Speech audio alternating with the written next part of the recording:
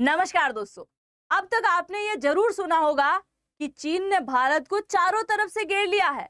पर आज की खबर कुछ उल्टी है, क्योंकि अब भारत ने अपना दांव खेलना शुरू किया है और पहला ही दांव ऐसा फेंका है जिससे चाइना के अंदर बैठा हुआ शी जिनपिंग बुरी तरीके से तिलमिलाने वाला है।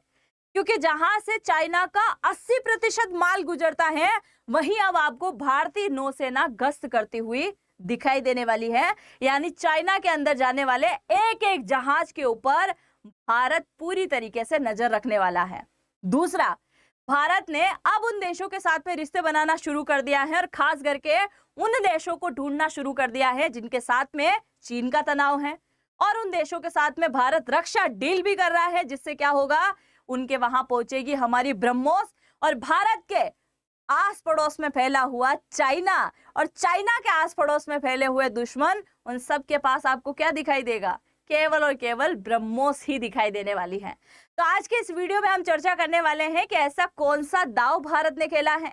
क्योंकि अब तक खबरें निकल के आती थी कि भारत के आस पड़ोस में जितने भी बंदरगाह हैं, सबका डेवलपमेंट केवल चाइना कर रहा है, पर भारत ने केवल एक बंदरगाह को डेवलप करने का बीड़ा उठाया और चाइना परेशान होना शुरू हो गया। तो शुरुआत करते हैं और जानते हैं इस पूरी जानकारी के बारे में। मेरा नाम है अंजलि और मैं आप सभी का स्वागत करती हूँ एग्जाम नारी के यूट्यूब प्लेटफॉर्म पर। सबसे पहले आप जरा देखिए, आप सभी को पता है कि अभी हाल ही में 6 जुलाई से पीएम मोदी 3 देशों की आधिकारिक यात्रा पर गए हुए हैं। उनमें से सबसे पहले एक देश का नाम आता है जिसका नाम है इंडोनेशिया, और यहाँ पर दुनिया की सबसे ज्यादा मुस्लिम आबादी निवास करती है। अच्छा, इंडोनेशिया है कहाँ? सबसे पहले आप जरा यहाँ पर देखिए, ये आपको दिखाई दे रहा है हमारा देश। हमारे देश से थोड़ा सा नीचे चलेंगे तो ये आपको दिखाई दे रहे हैं हमारे अंडमान निकोबार वाले क्षेत्र। अंडमान निकोबार से थोड़ा सा आगे चलेंगे तो ये आपको दिखाई दे रहा है, ये है इंडोनेशिया। ये क्या है? ये है इंडोनेशिया। बहुत सारे टापू हैं इसके, छोटे छोटे द्वीप भी हैं, बहुत लंबा चौड़ा है ये इंडोनेशिया। अब यहाँ पर पीएम मोदी पहुंचते हैं और यहाँ जाते हैं तो बड़ा जोरों शोरों से यहाँ इनका स्वागत होता है। उसके बाद में इंडोनेशिया के प्रधानमंत्री से मुलाकात होती है और कई सारे मुद्दों को लेकर चर्चाएं होती हैं। चर्चा में सबसे पहले मुद्दे बनते हैं रक्षा और व्यापार को लेकर। व्यापार क्या? भारत ने बोला, देखो भाई साहब, हम अब रक्षा के क्षेत्र में बहुत बड़ा काम कर रहे हैं, हम चाहते हैं कि आप हमसे हथियार ले लो। और इन्होंने बोला कि हमें तो आपकी ब्रह्मोस पहले से चाहिए थी, क्योंकि इसी ब्रह्मोस से आपने पाकिस्तान की बैंड बजाई थी, तो हमें सबसे पहले क्या चाहिए? ब्रह्मोस चाहिए। दिलचस्पी दिखाई सामने होकर इंडोनेशिया ने। भारत ने बोला ठीक है, ब्रह्मोस डील यहाँ कंप्लीट होती है। दूसरा बोला दूसरी तरफ से कि भाई रक्षा व्यापार होता है, खाद्य सुरक्षा का व्यापार होगा, स्वास्थ्य समझौता होगा, और तीसरी सबसे बड़ी बात संबांग पोर्ट को लेकर यहाँ पर की गई। अब ये संबांग पोर्ट क्या है और इसे लेकर चीन क्यों परेशान हो सकता है, इसके बारे में आप जरा यहाँ पर जानिए। ये देखिए, ये आपको दिखाई दे रहा है हमारा देश। हमारे देश से थोड़ा सा इस तरफ हमारा ही इलाका है अंडमान निकोबार का। नीचे की तरफ हम चलते हैं तो आप सभी को याद होगा ग्रेट निकोबार, यानी एक ग्रेटर निकोबार का एक प्रोजेक्ट अभी हाल ही में भारत सरकार के द्वारा चलाया गया था, जिसके अंदर भारतीय नौसेना यहाँ पर अपना एक अड्डा बनाने वाली है, जो यहाँ बैठेंगे। कई सारी जनसंख्या भी यहाँ पर बसाई जाएगी और एक लॉजिस्टिक हब भी यहाँ पर बनाया जाएगा, जिसे लेकर अभी हाल ही में परियोजना रखी गई थी। अब इसी ग्रेटर निकोबार प्रोजेक्ट से 160 किलोमीटर की दूरी पर चलते हैं तो यहाँ पर इंडोनेशिया का एक द्वीप आता है ना, सुमात्रा द्वीप। क्या नाम है? सुमात्रा द्वीप। और इसी सुमात्रा द्वीप के बगल में एक बंदरगाह पड़ता है जिसका नाम है संबांग बंदरगाह, संबांग पोर्ट। अब इंडोनेशिया ने कहा कि आप इस बंदरगाह का क्या कर दीजिए? डेवलपमेंट कर दीजिए। बस यहीं से चाइना को बात चुभ गई। अब चाइना को बात क्यों चुभ रही है आगे आप देखिए, पर पहले इसको जानिए। अब यहाँ पर जो संबांग पोर्ट है, इसका डेवलपमेंट कौन करने वाला है? भारत सरकार करने वाली है। और जब इसका डेवलपमेंट कंप्लीट हो जाएगा तो आप देखिए, ये हमारा ग्रेटर निकोबार है, अंडमान निकोबार का लास्ट छोर। इससे 160 किलोमीटर की दूरी पर संबांग बंदरगाह बन जाएगा और इसी संबांग बंदरगाह के आसपास हमारी नौसेना गश्त करती हुई दिखाई देगी, क्योंकि एक रक्षा व्यापार भी तो हो चुका है। इसके अलावा नौसेना को कभी भी किसी भी प्रकार की दिक्कत नहीं आने वाली है अगर वो इस समुद्री इलाके में घूम रही है तो। दूसरा, हमारी परमाणु पनडुब्बियां भी यहाँ पर घूमने वाली है, जिसके लिए इंडोनेशिया पहले से ही परमिशन दे चुका है। अब देखो चाइना का मजा कहाँ से आ रहा है।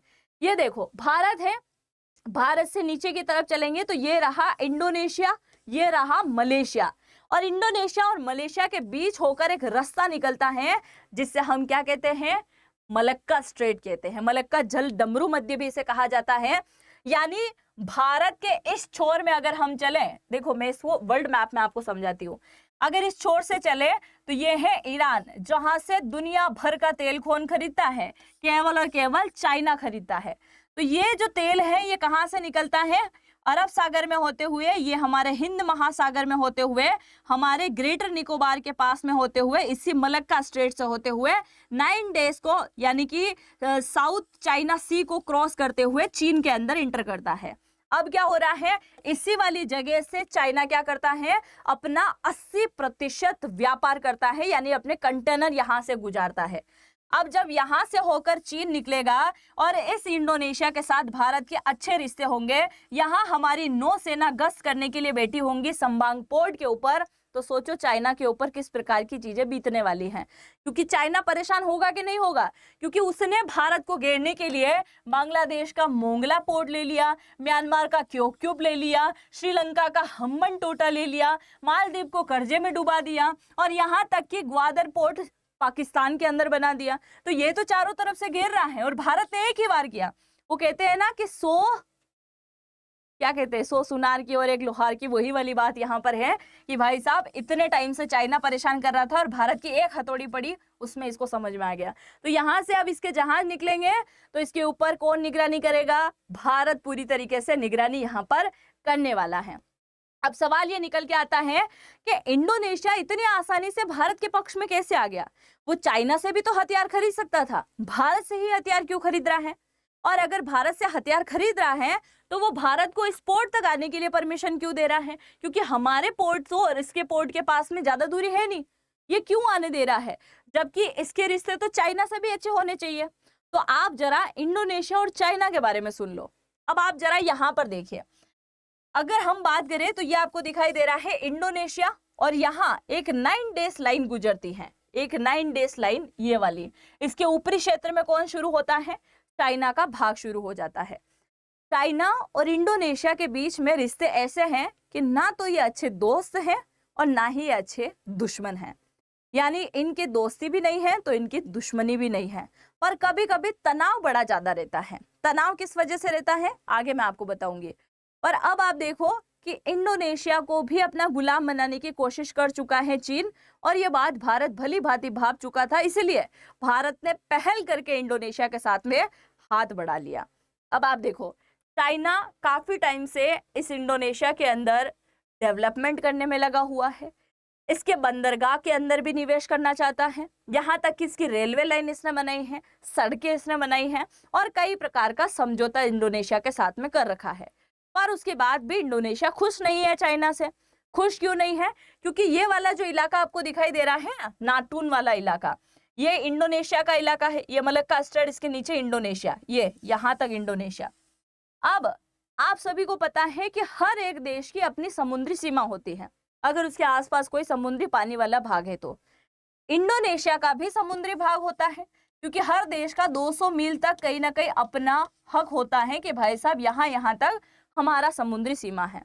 पर चाइना ने केवल इंडोनेशिया नहीं बल्कि ऐसे 9 देश है जिनको परेशान कर रखा है, और उन 9 देशों को बोलता है कि तुम्हारी कोई समुद्री सीमा नहीं है, और अगर तुम्हारी समुद्री सीमा है तो वो केवल 10% है, 90% केवल और केवल चीन की यहाँ पर क्या है, इनकी पूरी की पूरी सीमा है। यानी आप यहाँ पर देखिए, ये आपको दिखाई दे रहा है चाइना, और ये वाली जो जगह आपको दिखाई दे रही है ना, इसे 9 डेज लाइन कहा गया है, जहां चाइना दावा करता आया है कि ये 90% समुद्री सेवा उसकी है, उसका भाग है। तो इंडोनेशिया और चाइना के बीच में लड़ाई किस चीज की है, समुद्री हिस्से को लेकर लड़ाई है। और इसी वजह से एक आइलैंड है इसका इंडोनेशिया का, जिसका नाम है नातून। इसी नातून आइलैंड के यहाँ पर कई बार चाइना के कोस्ट गार्ड आ जाते हैं अपने जहाज वगैरह को लेकर, और कई बार इंडोनेशिया के जो मछुआरे हैं इस नाटून आइलैंड के आसपास जब घूमते हुए दिखाई देते हैं तो चाइना के कोस्ट गार्ड वाले उनको पकड़ के ले जाते हैं। वो बोलते हैं कि तुम इंडोनेशिया के इलाके में नहीं हो, बल्कि तुम तो चाइना के इलाके में घुस गए हो। तो आज अगर देखा जाए तो इंडोनेशिया के कई सारे मछुआरे कहाँ बंद हैं? चाइना की जेल के अंदर बंद हैं। यहाँ तक कि चाइना की कोस्ट गार्ड भी बुरी तरीके से परेशान करती है और कई बार इंडोनेशिया और चाइना के बीच में इन कोस्ट गार्ड को लेकर आपस में फायरिंग तक हो चुकी है। यानी ये एक बहुत बड़ा तनाव है और इस तनाव का अब भली भांति फायदा किसने उठाया है? भारत ने यहाँ पर फायदा उठाया है।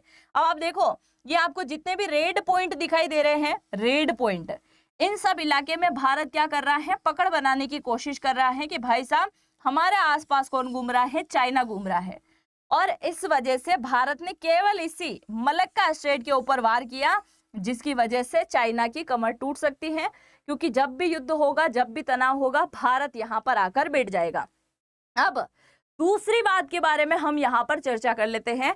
पहला आपको समझ में आ गया कि पोर्ट को जब डेवलप कर लेगा तो उसके बाद चीन परेशान होना है, क्योंकि निवेश करने के लिए भारत ने बात रखी है और इंडोनेशिया मंजूरी दे चुका है, समझौता भी हो चुका है और कुछ ही समय में इसका डेवलपमेंट भी हो जाएगा। दूसरा यहाँ पर समझौता होता है किसे लेकर? ब्रह्मोस को लेकर, क्योंकि चाइना के मिसाइलों के ऊपर इसको कोई भरोसा नहीं है, भारत की मिसाइल पर ज्यादा भरोसा था और इसीलिए ग्रेटर निकोबार के दरवाजे पर इंडोनेशिया है, जिससे हमने उनको क्या दे दिया है? ब्रह्मोस दे दिया। अच्छा, ब्रह्मोस इसे अकेले को नहीं मिला है, और भी देशों को मिला है जो 9 डेज के अंदर शामिल हैं। ये आप देखिए, रेड कलर में आपको दिखाई दे रहा है, ये है चाइना। चाइना के पास में ताइवान, जिसमें इसका तनाव है, फिलीपींस में इसका तनाव है, ये सीयू, इसके अंदर तनाव है, ब्रुनेई, मलेशिया, इंडोनेशिया, नातून, ये सारे, कंबोडिया, थाईलैंड, लाओस से वियतनाम, जितने भी कंट्री आपको दिखाई दे रही है, सबकी समुद्री सीमा को लेकर चाइना के साथ तनाव है। और भारत ने सबसे पहले अपनी ब्रह्मोस दी थी फिलीपींस को, फिर वियतनाम को, और अब आ गया है किसके पास? इंडोनेशिया के पास। यानी ये चाइना की समुद्री सीमा है, ये है 9 डेज लाइन, और इस 9 डेज के आसपास यहाँ आपको ब्रह्मोस तैनात दिखेगी, यहाँ आपको ब्रह्मोस तैनात दिखेगी, और यहाँ पे भी आपको ब्रह्मोस तैनात दिखने वाली है। तो आप जरा देखिए कि भारत ने अपनी ब्रह्मोस डील करी है, उसकी वजह से पहले पाकिस्तान परेशान रहता था, आजकल चाइना परेशान होना शुरू हो चुका है।